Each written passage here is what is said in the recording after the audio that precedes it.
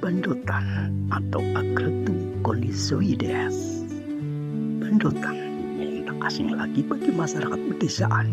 Daun bandotan sejak lama digunakan pengobatan tradisional yang mudah, cepat, aman, dan efektif.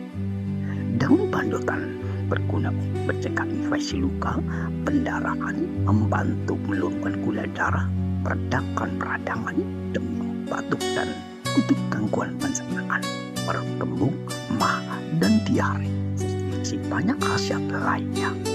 Daun bandotan mengandung senyawa metabolit sekunder seperti alkaloid, arin, flavonoid, saponin, tanin, dan minyak atsiri sebagai antiinflamasi dan antibakteri serta antioksidan. Terkira dari taman gulma, daun bandotan banyak manfaat untuk kesehatan.